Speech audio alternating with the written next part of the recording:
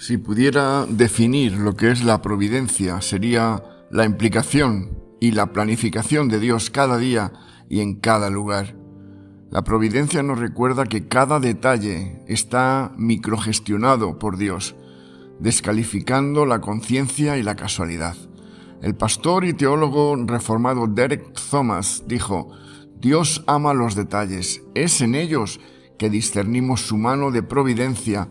Gobierna, dirige, provee, sostiene, previene y sorprende. Lo que puede parecer catastrófico desde un punto de vista, desde otro ángulo parecerá la ejecución de un plan en el que Dios tiene todo el control. La providencia de Dios significa que todo ocurre por una razón, tanto las cosas grandes como, por supuesto, las cosas pequeñas, tanto el bien como el mal. En última instancia, esto es por una buena razón, pues en la providencia Dios está obrando todas las cosas según el consejo de su perfecta y buena voluntad. Mi Padre hasta ahora trabaja, dice Juan 5:17. También yo trabajo. Estas son palabras de Jesús. Lo que significa que Dios ejecuta sus planes porque nunca deja de trabajar por nosotros. Honramos a Dios cuando sacamos palabras como suerte, buena fortuna y coincidencia de nuestro lenguaje y lo describimos como la providencia de Dios. No tengo suerte, es que estoy en Cristo. No tengo buena fortuna, tengo un Dios bueno. Cuando te digan tienes suerte de ir a esa iglesia, responde no, es la mano de Dios. No es que estés justo en el lugar y momento correcto, estás en Cristo. Lo que significa que estás en el lugar y momento verdaderamente correcto. Confiar en la providencia de Dios significa creer que Dios puede usar una serie de eventos sin relación aparente para cumplir sus propósitos. No siempre entendemos lo que Dios hace, pero Él sí que lo entiende, porque conoce el presente y el futuro. Dios puede permitir que no suene el despertador esta mañana para que llegues tarde al trabajo, pero si hubieses tomado el bus a la hora acostumbrada, quizás hubieras tenido ese accidente del cual está hablando ahora la televisión. Vayamos a la Escritura. ¿Qué tienen en común la gran persecución y la gran comisión en el libro de los Hechos?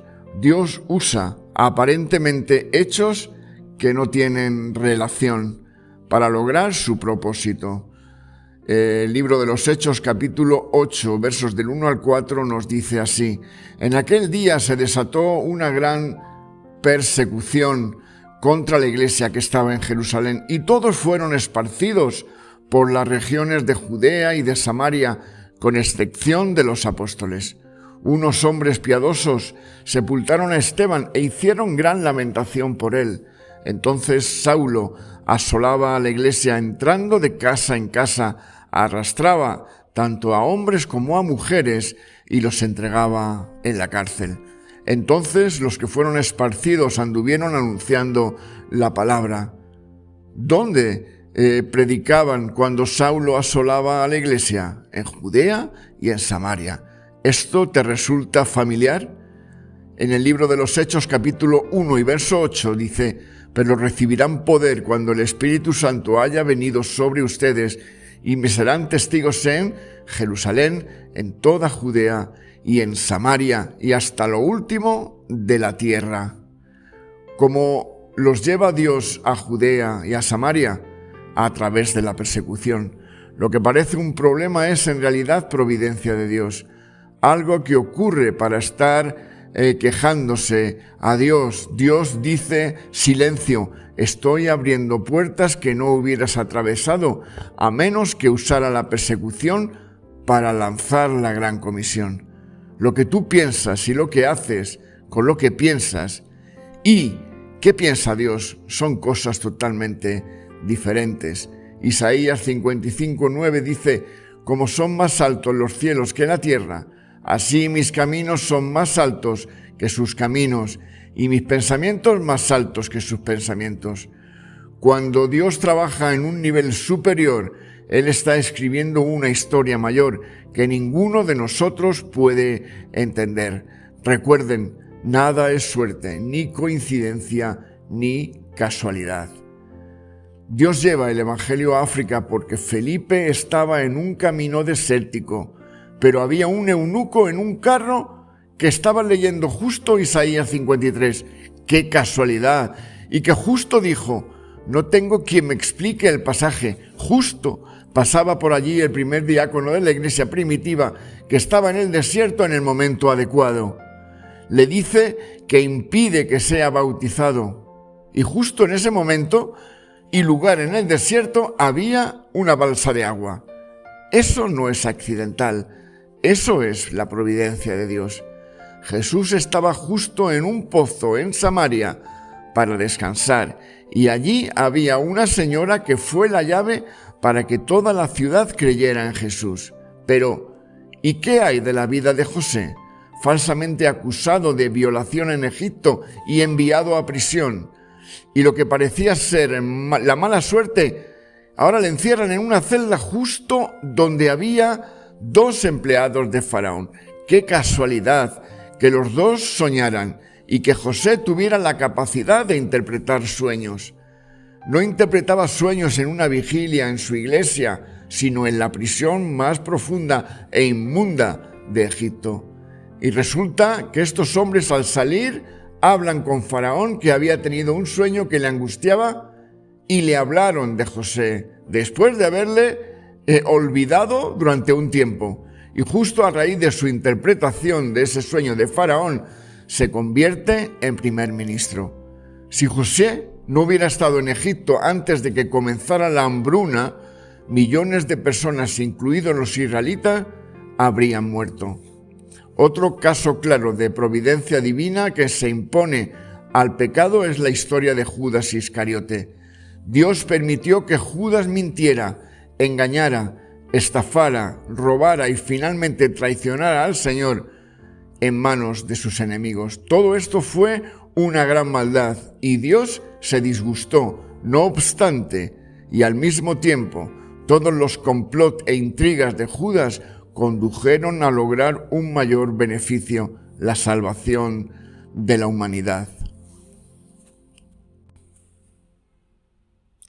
Jesús tuvo que morir a manos de los romanos para convertirse en el sacrificio por el pecado. Si Jesús no hubiera sido crucificado, todavía estaríamos muertos en nuestros delitos y pecados. Ahora, ¿cómo llevó Dios a Cristo a la cruz? Dios permitió providencialmente a Judas la libertad de realizar una serie de actos perversos. Jesús lo dice claramente en el Evangelio de Lucas, capítulo 22. A la verdad, el Hijo del Hombre va según lo que está determinado, pero hay de aquel hombre por quien es entregado. Queridos hermanos, no hay coincidencias con Dios, no hay casualidades. Nosotros tuvimos que salir de Guinea Ecuatorial cuando estábamos viviendo allí por una serie de circunstancias que se dieron, el cual hubo un complot, a mi juicio, de los misioneros que estaban allá, que llevaban haciendo un negocio de venta de ropa de segunda mano, y cuando llegamos allá, mi esposa y yo pretendimos sacar todo eso a la luz, mejor dicho, el Señor lo sacó a la luz, y de allí la organización para la cual trabajábamos nos expulsó en África.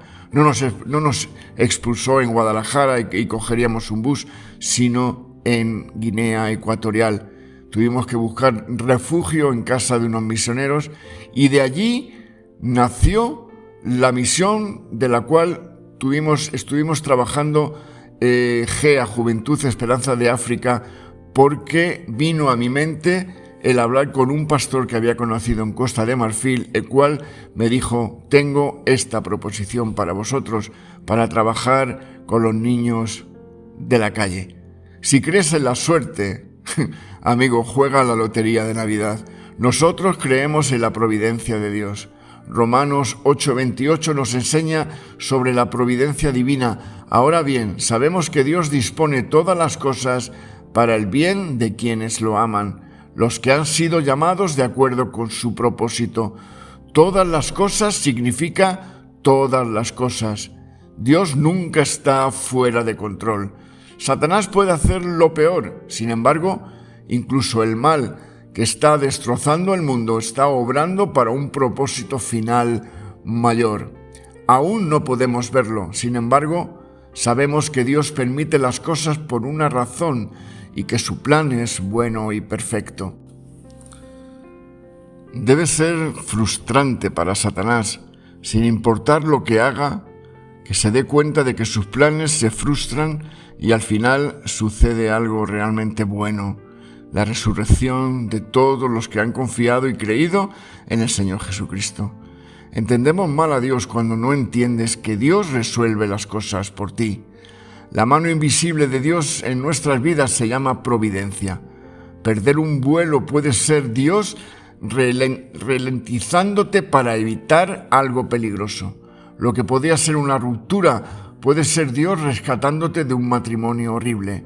Lo que puede verse como una ERE en tu empresa, una reducción de personal, puede ser Dios abriéndote una puerta para que vayas a otro lado en el cual no tenías fe para hacerlo solo. Dios permitió que se cerraran puertas atractivas para el ministerio en otro lado de España para que viniese a Ocaña. Dios te sorprende mientras tú no entiendes nada. Piensas que Dios te abandonó, pero no es otra cosa que Dios detrás de la cortina, coordinando las circunstancias, arrebatándote de la muerte que quizás no sabías que te acechaba, dándole la vuelta a las cartas contra el diablo, haciendo que todo funcione en conjunto. Los reyes, presidentes y políticos podrán planear y proponer, y los ejércitos podrán marchar, y los congresos de las naciones dictar leyes pensando que van a solucionar los problemas, pero los poderosos de este mundo son solo polvo en las ruedas del carro de la providencia de Dios.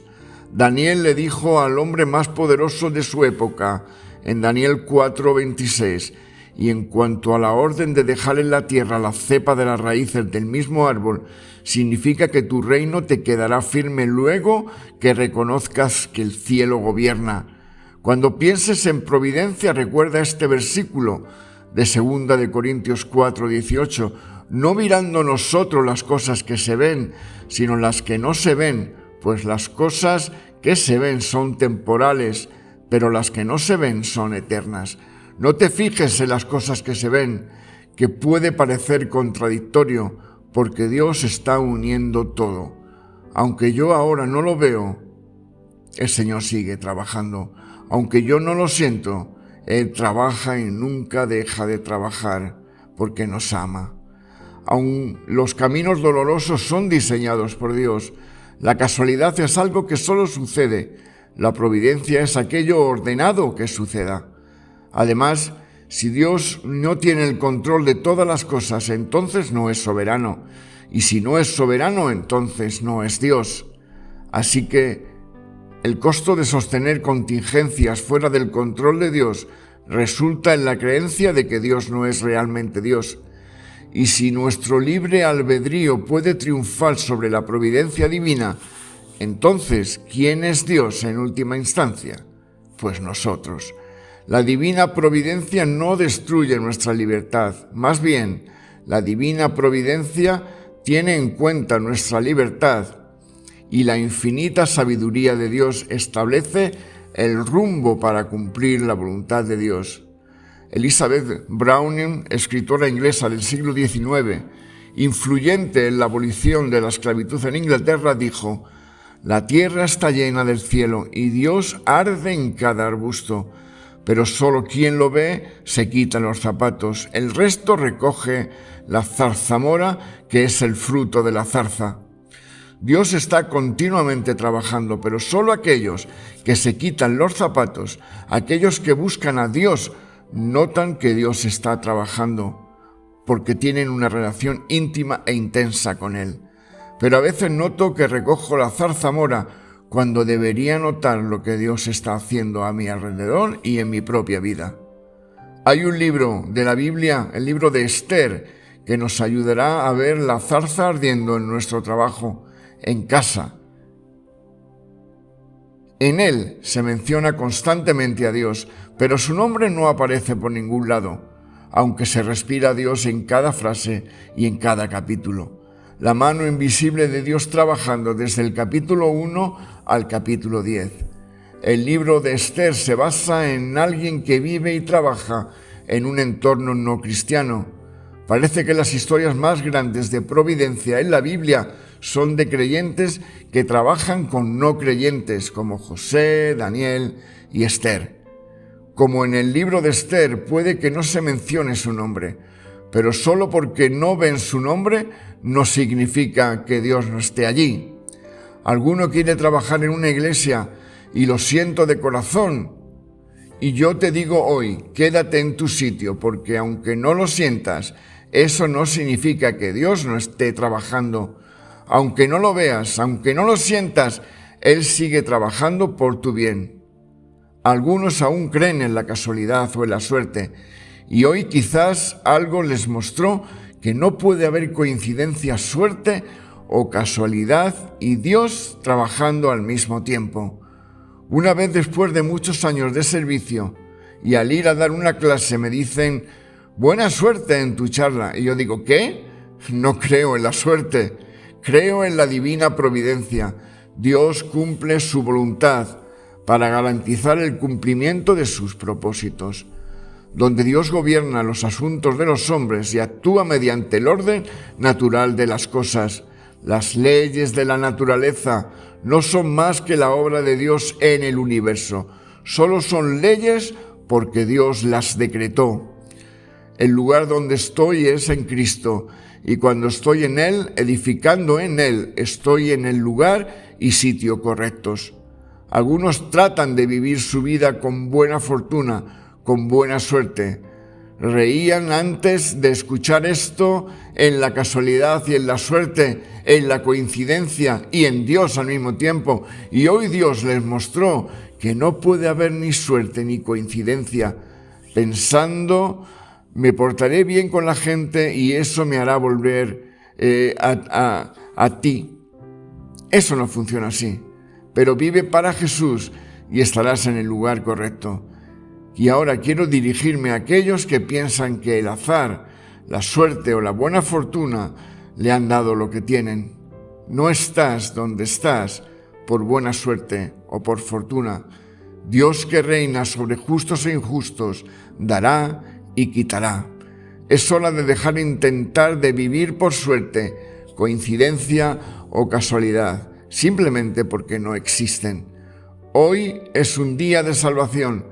Y eso significa poner a Dios en su sitio, en el lugar que le corresponde, en el centro de tu vida, porque es Dios quien resuelve las cosas. No pongas tu esperanza en las cosas, pon tu mirada en Jesús y seguro que te irá bien. Que Dios os guarde y os bendiga. En Cristo Jesús. Amén y amén.